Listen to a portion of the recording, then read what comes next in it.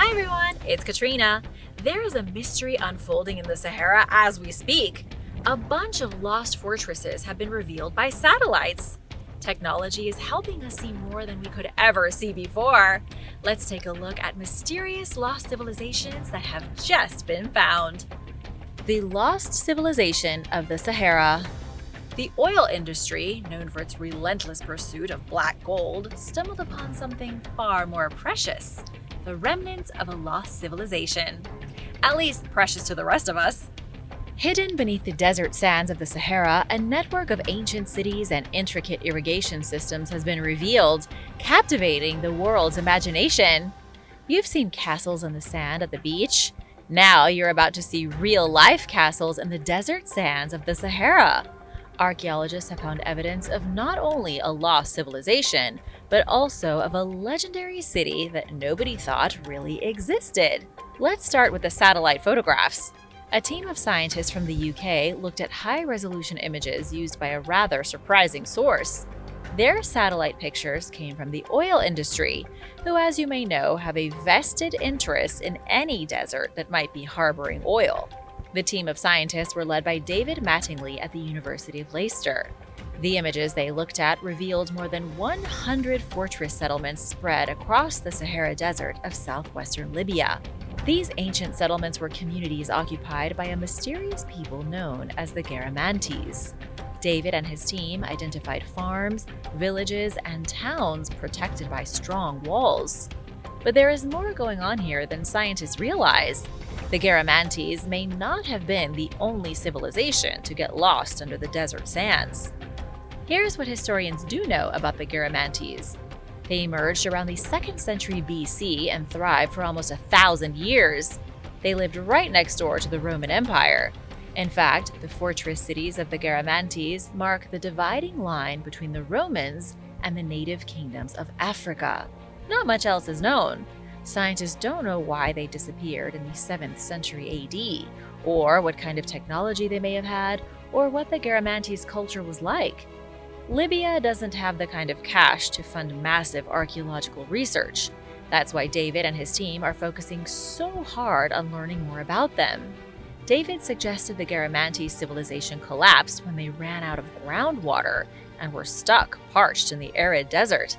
There is something else going on in the Sahara that you need to know about.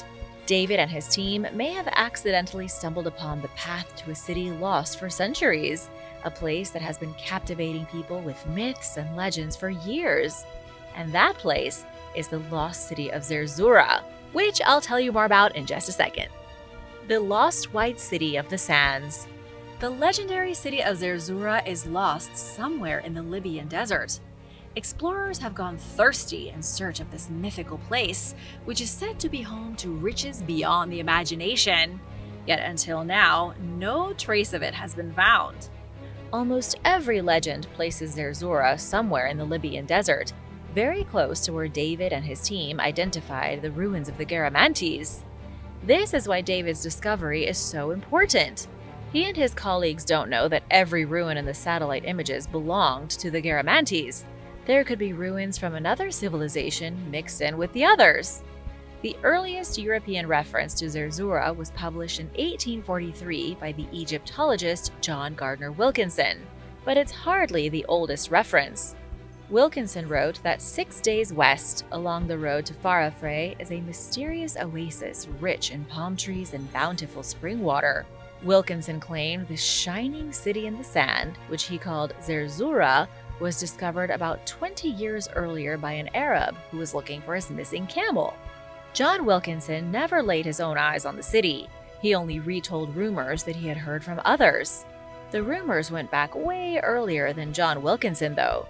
In the ancient Arabic manuscript Book of Hidden Pearls, there is a mention of a mystical city called Zerzura.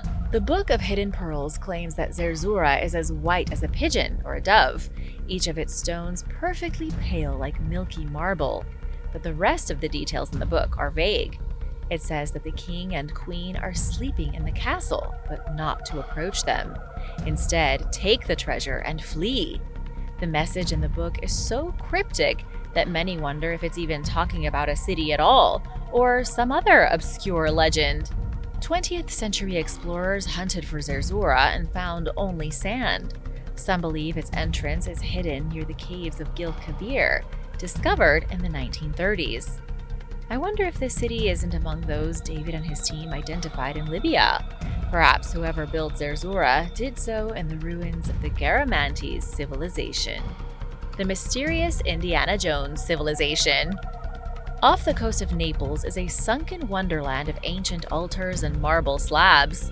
Archaeologists couldn't believe it when they linked submerged ruins to the civilization featured in Indiana Jones and the Last Crusade. It's a temple. That's what archaeologists found submerged along the Italian coast. The temple is 2,000 years old and was built by immigrants. I know that's a weird word to hear when discussing ancient history, but immigration was as big a politically charged topic in the days of the Romans as it is now. Researchers believe the immigrants came from Nabatea. The Nabateans were the ones who built the city of Petra. They were very wealthy people who lived on the Arabian Peninsula. They were more than a civilization. They were a formidable kingdom of merchants who specialized in trading luxury goods such as incense, ivory, and gold. The Nabatean kingdom emerged in northern Arabia around the 4th century BC, 600 years or so after Moses led the Israelites from Egypt, according to the Bible. It took a few centuries, but by the new millennium, the Nabateans had become filthy rich. The luxury goods market was booming, and they were rolling in pools of coins. It was around the same time that they built the humongous tomb called the Treasury in their capital of Petra. The Treasury was featured in Indiana Jones when Indy was searching for the Holy Grail. Historian Stephen Tuck at Miami University said it makes perfect sense for a community of Nabatean traders to build a temple in a Roman port since they did so much trading there. The Nabateans would have wanted to worship their own gods in their own temple. The sad part is that archaeologists believe the temple was purposely destroyed. They found its ruins buried with a mix of concrete and shattered pottery. Could this be evidence of a brutal Roman attack on their trading partners? The temple sits just off the coast of Puteoli, about 10 miles from Naples. In Roman times, the city was home to a massive harbor where ships from all across the Mediterranean unloaded their trading goods. Another possibility is that the Nabateans abandoned the harbor themselves. The Romans annexed Nabatea in 106 AD, which slowly led to the collapse of their whole civilization. The immigrants may have fled due to a violent political situation, never to be seen again. But maybe something else happened. Do you have any theories? This colony was eaten by the jungle. Covering over 40% of South America, the Amazon rainforest is home to more than 10% of the world's known species. But beneath its lush canopy, a darker history lurks. In the 18th century, a Portuguese colony established itself somewhere in the Amazon rainforest. Then they lost all contact with the outside world and were never heard from again. Until now. Of course, the settlers haven't technically been heard from.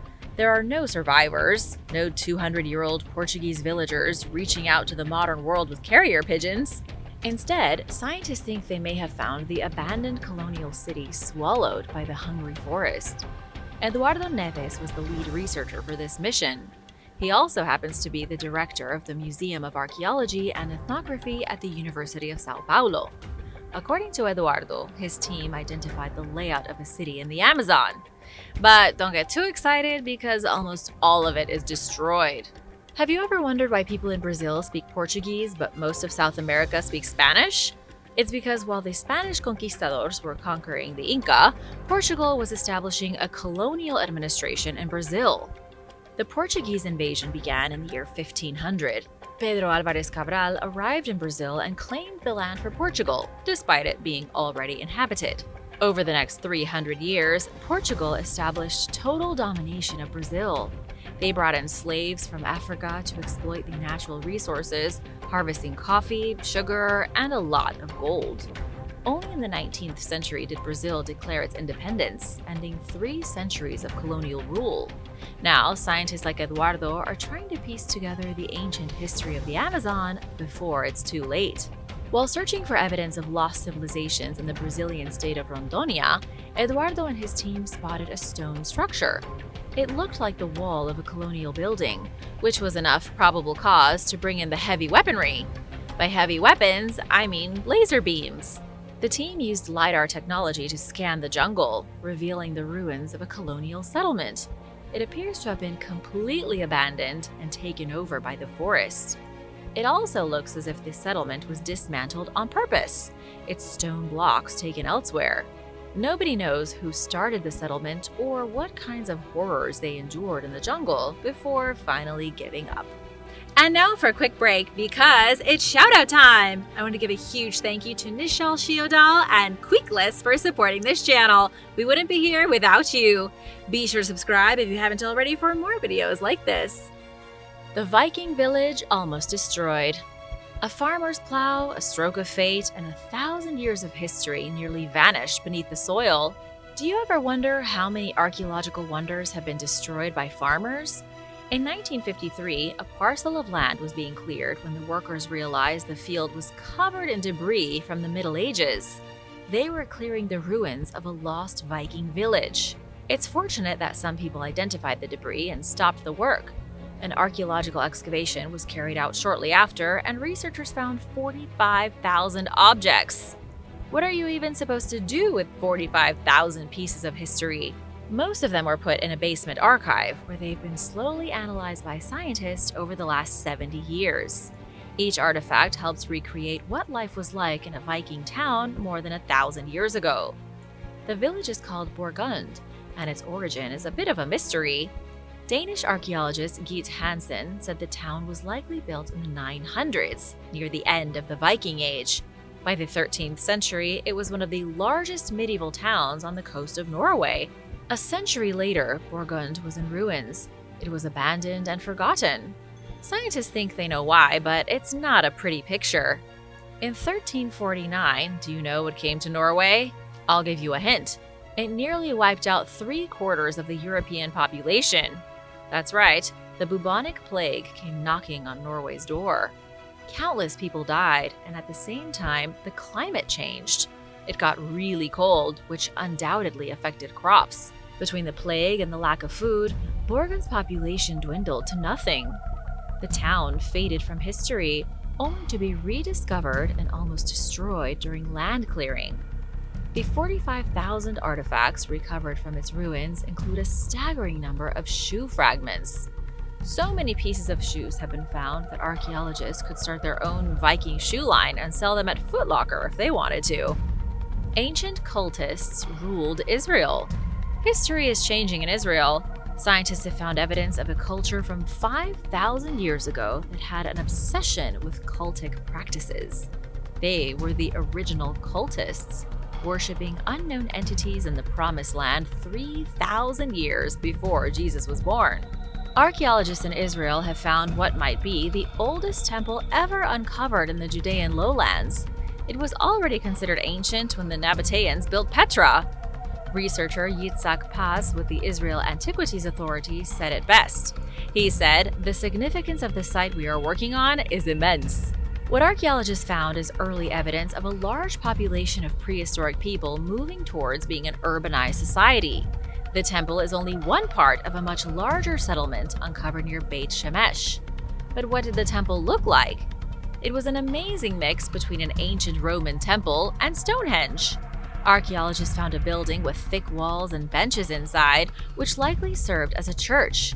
Across the street, archaeologists uncovered a complex of standing stones, which was likely an outdoor ritual space. This was quite the time to be alive. Don't you wish you could go back in history and see it for yourself? 5,000 years ago, Israel experienced a population boom. Some of the first hierarchical societies formed. The earliest monumental public buildings rose from the dirt. People also initiated commercial trade with their neighbors. The ruins of this settlement are the ruins of civilization itself, traced back to its beginning. What everyone wants to know is who is responsible. Who built the settlement, and what bizarre gods do they worship in their churches and temples? Major news from a Mayan megacity. A groundbreaking discovery has emerged from Mexico. A lost Maya megacity with hidden pyramids. And it was discovered by pure luck. Scientists only announced this discovery a few days ago, and now I'm passing the knowledge on to you. Scientists at Tulane University have made what could turn out to be the discovery of the decade. Using laser scans in the jungle, they identified over 6,500 structures that belong to the Maya. These structures are unexplored. The settlements are buried underneath a dense jungle forest. Scientists hadn't imagined they would uncover such marvels when they set out to survey 50 square miles of Campeche state, hoping for the best. Now they have a magnificent city that will take them years to investigate. How could such a significant discovery remain hidden for so long?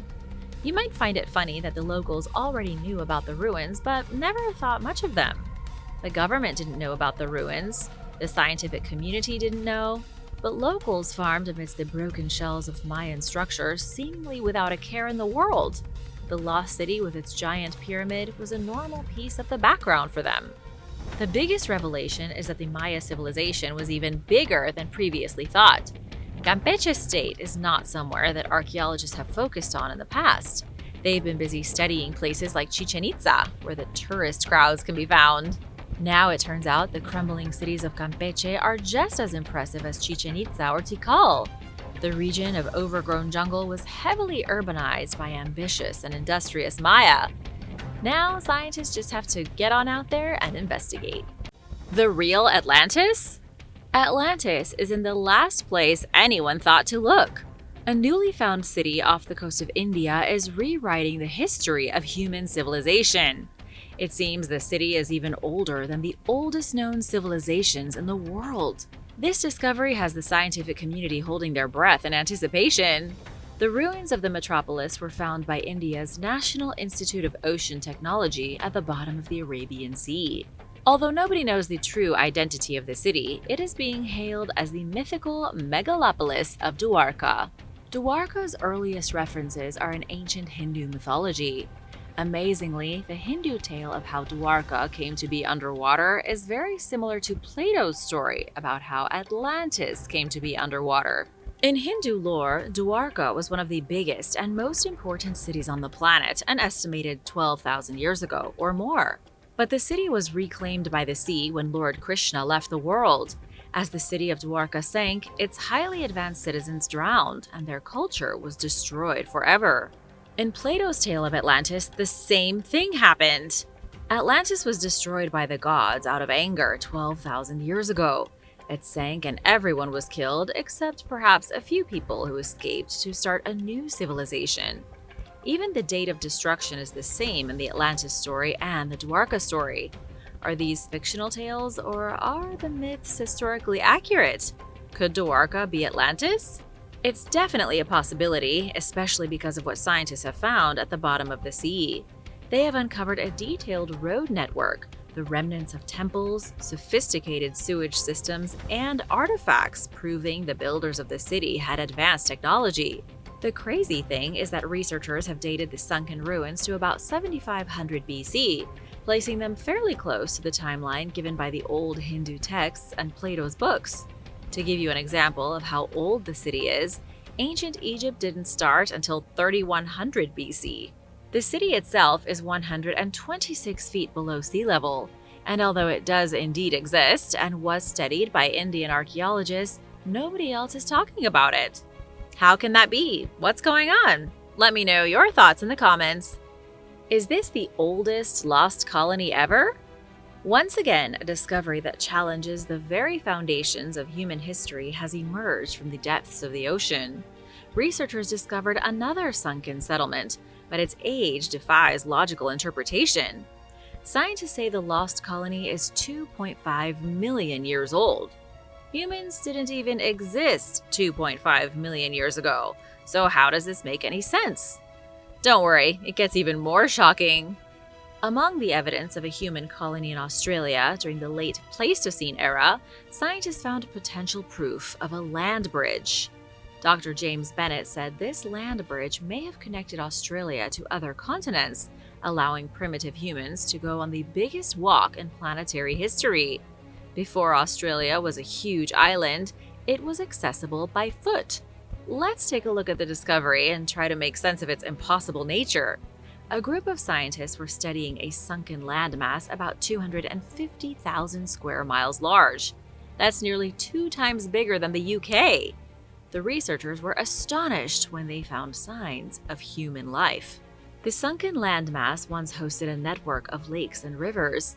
There was even a small inland sea, and there were between 50,000 and 500,000 people living there. Only they couldn't have been human. Homo sapiens didn't exist 2.5 million years ago. So, who were they? These early colonists were likely our ancient ancestors. They would have been primitive hominins similar to Australopithecus afarensis. The history books desperately need to change if this is true. Right now, almost all the available information claims that the first hominins to arrive in Australia were Homo sapiens from Southeast Asia. That was about 40,000 years ago, not even close to 2.5 million years. That's a pretty huge discrepancy, and when you start digging, things get really strange. The colony of primitive humans supposedly didn't go extinct until about 12,000 years ago. That was when the sunken landmass was hit by rising sea levels and became sunken. Before then, it had been cozy, dry land. Do you remember what else happened 12,000 years ago? The city of Dwarka was sent sprawling into the sea, and the city of Atlantis was supposedly destroyed by a flood. All signs point to a legitimate flood devastating coastal communities around the globe. Communities that seem to have been making steady progress towards civilized society for almost 3 million years. Do you think humanity had to start over after a flood 12,000 years ago? Lost civilization in the mountains. For millennia, the Venezuelan Andes have guarded their secrets, and now one of those secrets is about to be revealed. An entirely new civilization has been found in the mountains of South America. It's a civilization with no name and no known history.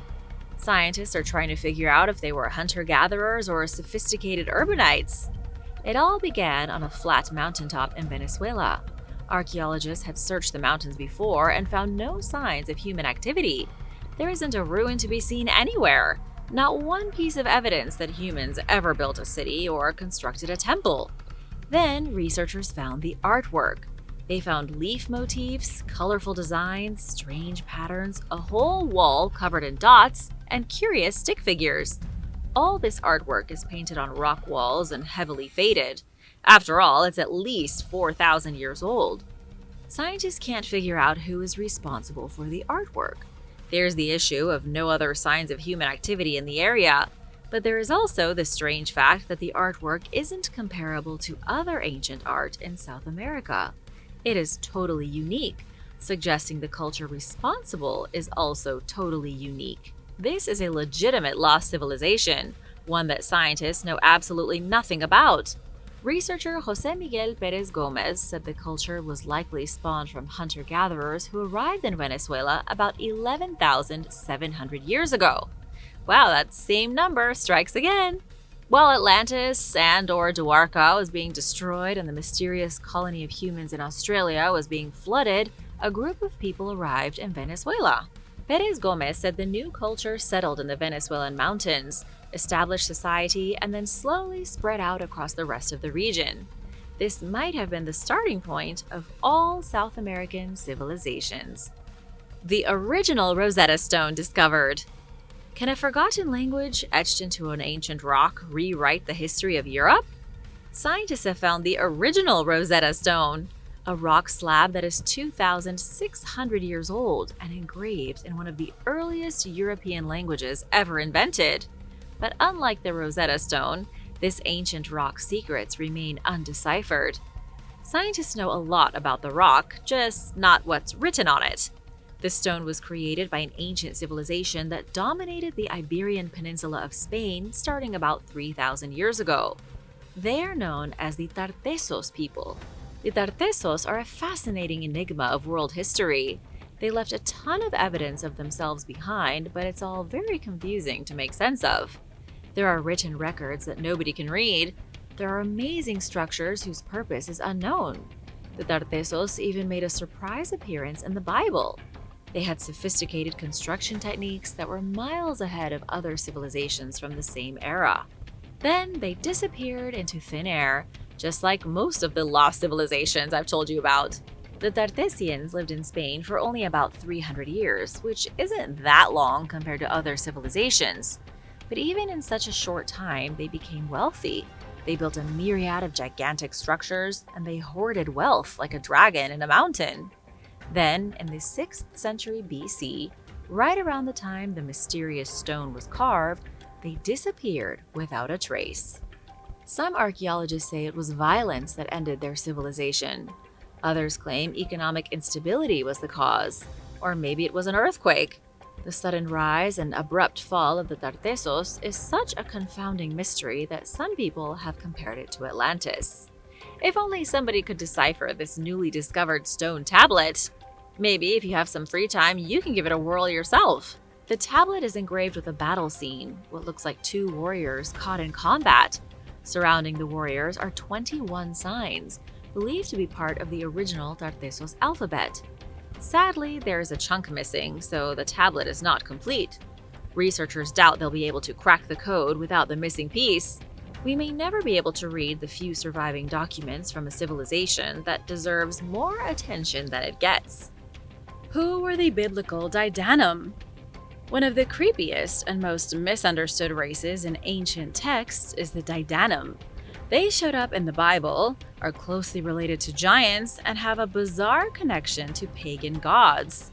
You probably already know about the Nephilim, especially if you're a fan of this channel. They were the inhuman offspring of angels and human women.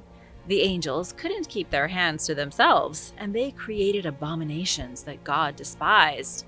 The Nephilim were gigantic in size. They had special powers and were mostly wiped out in the flood.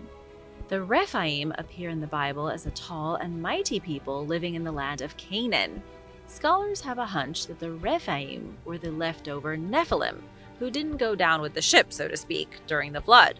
When the Israelites went to the Promised Land 3,000 years ago, the Rephaim were living there as descendants of the original Nephilim. That's why the Israelites were tasked with destroying the Canaanites by God. They had to pick up where the flood left off, finishing the bloodline of the Nephilim once and for all. The Didanum of the Bible were said to be the ancestors of both the Nephilim and the Rephaim. But then, how old were they? If the Nephilim were made by angels at the beginning of human existence, where did their ancestors come from? It's possible that the Didanum were only a little older than the Nephilim. They may have been the original children of angels who grew to be giants. Just like the Nephilim and the Rephaim, the Didanum survived the flood. One of the best historical sources for the Didanum is the Legend of Keret, written around 1500 BC. It places the Didanum in the same category as the Nephilim and the Rephaim. It says they were a race descended from the gods of the past. Just how many races of giants used to walk on this planet? The Legend of Keret claims that King Keret of Canaan was a descendant of the Didanum people, and that the gods promised to restore his family to glory.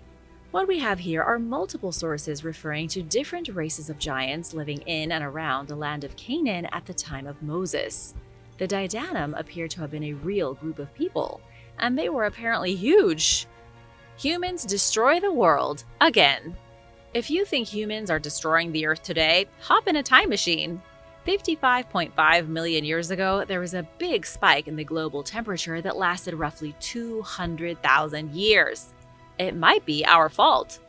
It's always bothered scientists that ancient spikes in global temperature look just like modern industrially induced climate change.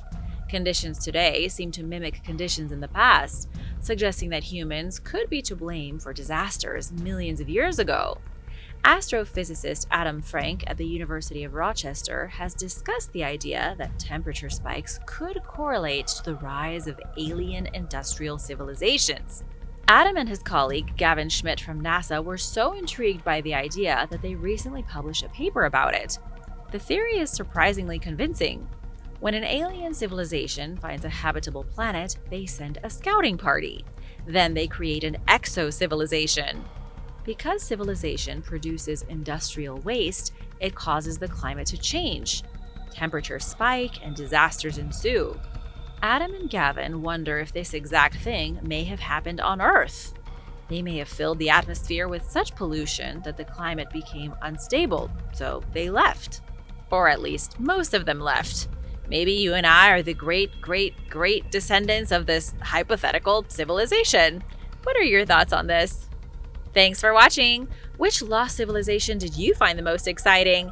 Be sure to stay tuned for extra content you might have missed. Akrotiri.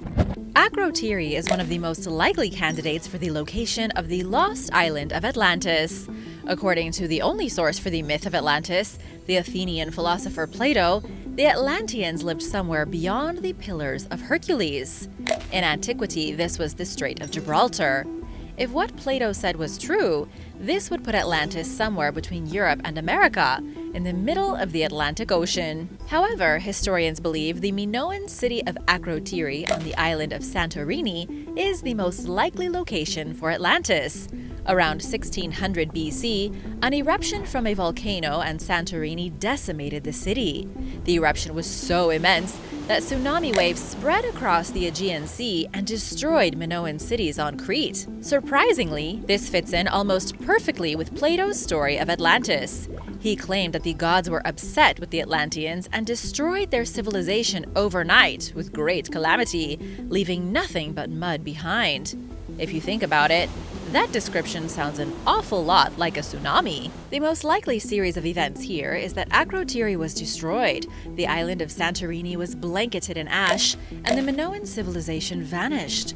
About 1,000 years later, Plato recounted the tale of that tragic destruction in his writings regarding the myth of Atlantis. In other words, Atlantis was very real, but it was already 1,000 years old when Plato was born. To him, the destruction of such a place would have been a mythical event, and so he thought up a story to match the legends.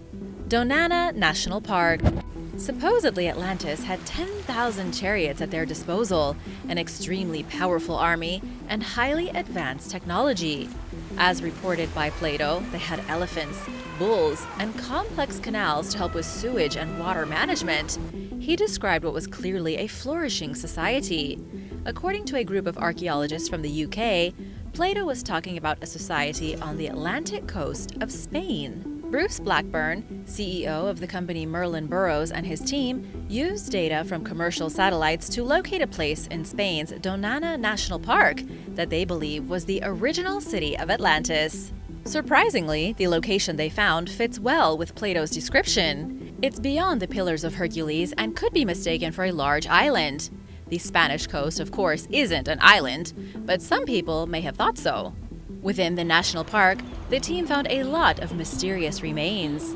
They uncovered circles that could have been the bases of large towers and discovered the ruins of what appear to be temples. Among the rubble, they also found the crumbling remnants of a long seawall that was damaged by what may have been a tsunami. The evidence found here appears to show that an ancient civilization once lived in the national park. Blackburn even claims his team found concrete that was 12,000 years old. This was a really bold claim, especially since the Romans are credited with the invention of concrete 2,600 years ago. Blackburn refused to explain how his laboratory dated the mixture of sand and stone. What do you think? Could this be the lost city of Atlantis? Let me know in the comments below. Iram of the Pillars. Iram is thought to be the Arabian version of the lost city of Atlantis. The Quran describes Iram as a great city of lofty buildings populated by a group known as the Ad. This city was kind of like Sodom or Gomorrah in the Bible. The people of Iram turned away from Allah and led wicked lives full of sin, and for that, Iram was severely punished. A sandstorm was sent against them to envelop their city for 7 nights and 8 days. At the end of the final day, Iram was completely swallowed by the desert sands, and everyone inside its walls perished. It was just like how God destroyed Sodom and Gomorrah in the Bible, and exactly like how Atlantis was destroyed by the Greek gods in Plato's narrative. Cities like Iram and Atlantis are most likely cautionary tales. The whole point behind the story of Iram is that if you don't obey Allah, He will destroy you. The moral of the story of Atlantis is that the gods frown on hubris, and any society that shies away from their creators will be destroyed. But did either of these cities truly exist? And could Iram be the same city as Atlantis? In the 1990s, amateur archaeologist Nicholas Clapp found the city of Ubar lost underneath the sand of Arabia. The whole city had been swallowed by shifting sands, and almost nothing was left of it. The claim was quickly made that Ubar was really Iram, the legendary city from the Quran. There's never been any way to definitively prove this, but it does appear plausible. There's even a chance that Ubar, or Iram, is the origin behind the legend of Atlantis. Malta. Malta is one of the top possibilities for the true island of Atlantis. Alongside Santorini and Greece, it's one of the only contenders that really matches the description given by Plato. The main evidence is that Malta is an island in the Mediterranean. It's also home to some of the oldest buildings found anywhere in the world. There are 35 megalithic temples scattered across Malta that are older than both the pyramids and Stonehenge. These mysterious buildings were constructed by an unknown race of people with highly advanced knowledge of astronomy. They weren't technically temples, but more like prehistoric observatories. Even though they have been studied by modern scientists, we still don't know why the megalithic temples were built, or who was behind their construction. But according to researchers, it very well could have been the Atlanteans. Another interesting fact about Malta is that the island was once much larger than it is now. Greek researcher Al Nika says the archaeological site of Gebel Gol Bahar, located just off the coast of Malta, may hold the ruins of Atlantis on the seabed. Because the island was flooded, much of what was once above ground is now completely submerged. There is a possibility coastal settlements belonging to Atlantis were wiped out thousands of years ago and have never been found. Underwater ruins. Thousands of ruins from various cultures over the centuries have been discovered off the coast of southern Spain. There are crumbling stone walls and the remnants of structures left behind by everyone from the Romans to the Greeks. But in 2011, scientists allegedly found evidence of a unique lost city. They believe that this city, buried amongst the rubble of destroyed Roman settlements, could be the legendary Atlantis itself. The mysterious ruins were discovered by a team of researchers headed by Professor Richard Freund from the University of Hartford. They used satellite images to look north of the city of Cadiz, in the swampy marshland, and there they found evidence of a civilization that was destroyed by a tsunami. This is very close to where another team of researchers identified structures in 2018 within Donana National Park.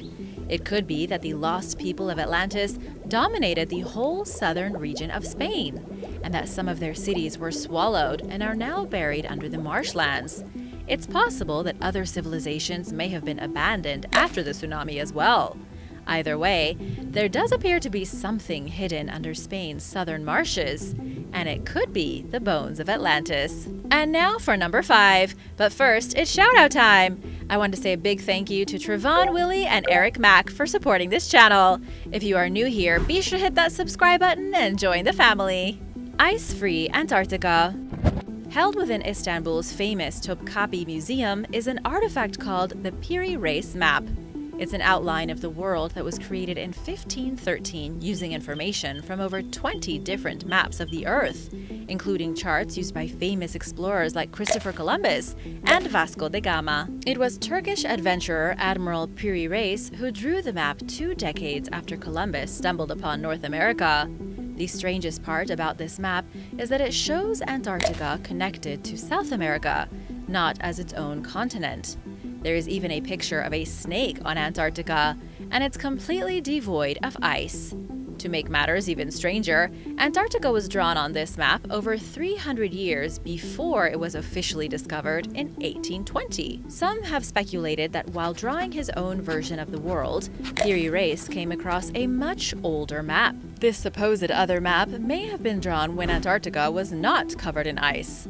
During that time, the continent may have been dominated by a mysterious civilization, possibly even the Atlanteans. Yonaguni. One of the most incredible discoveries in underwater history was made in the 1980s by a Japanese diver named Kihachiro Aratake. He was swimming in the waters off the coast of the remote Japanese island of Yonaguni and came across something unbelievable. He discovered a megalithic structure that looked like a pyramid, or an underwater Machu Picchu as he described it. This site is now known as the Yonaguni Monument, something that may have once been part of the lost city of Atlantis. It's been 4 decades since the monument was discovered, and we still don't know what it is, or who built it.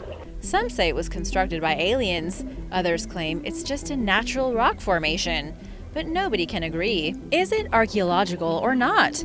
It's very hard to see, and Aratage has been dedicating his life to get people down there, at least to look for artifacts. He is convinced it is an ancient monument and says it's massive. Over the years, he has found huge columns complete with surrounding roadways. It even boasts smooth walls that look like they were carved using advanced tools.